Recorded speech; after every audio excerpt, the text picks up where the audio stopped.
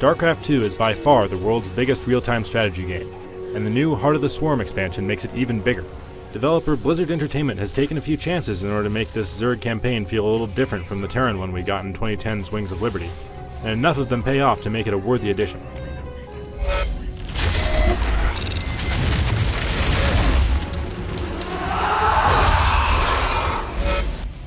When we saw Sarah Kerrigan last, she was being carried off into the sunset by rebel leader Jim Raynor after he de-Zergified her with space magic. For the last 2.5 years, we were left to assume that they lived happily ever after, but no. In Heart of the Swarm, Kerrigan ends up running right back to the Zerg swarm when old enemy Arcturus Manx attacks and captures Raynor. Then she sets out to reunite the scattered Zerg broods for an all-out assault on Manx because, and this is important, she's not evil anymore because of space magic. And while she's at it, she uncovers more about the coming Xel'Naga invasion that will naturally require the Terran, Zerg, and Protoss to team up and battle the godlike enemies to save the universe. If that sounds familiar, it's because Blizzard apparently forgot that it already used that plot in Warcraft 3. So it's not what you would call original. Anyway, the point is the story is not all that great, and it's full of cliches. But thanks to Blizzard's amazing cinematics, it at least looks awesome. When Kerrigan travels from planet to planet, we get a ton of map variety, and all of them are super detailed. And as you'd expect from a Zerg campaign, the squishy sound effects are great.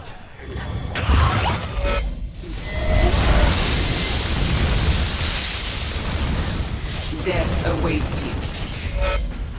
The most obvious change to the typical StarCraft formula is that Kerrigan is placed front and center, and leads her Zerg troops into battle in almost all of the 20 missions. She starts out pretty strong, but she quickly levels up into a crazy powerful hero unit that can single-handedly tear up an entire enemy army with her customizable abilities.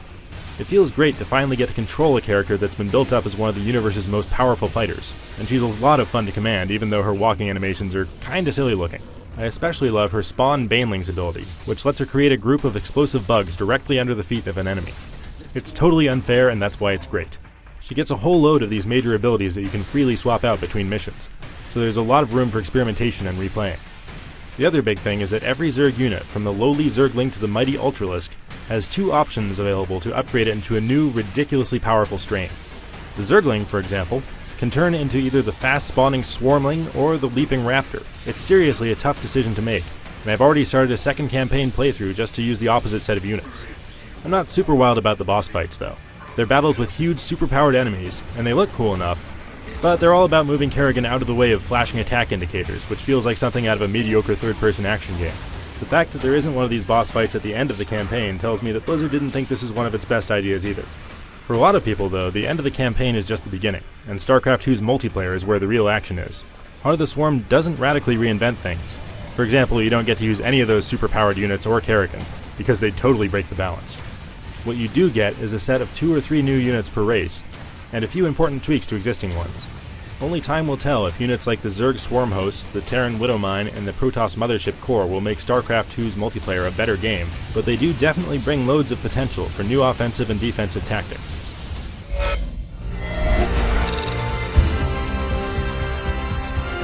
Yep.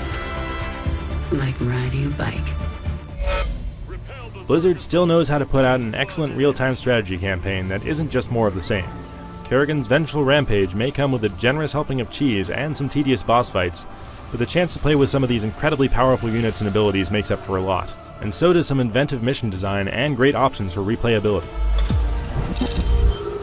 The multiplayer changes are conservative, but they're full of possibilities, and though I'm no pro, I'm excited to see how they change things up in StarCraft II's multiplayer community. For more on StarCraft II, keep it on IGN.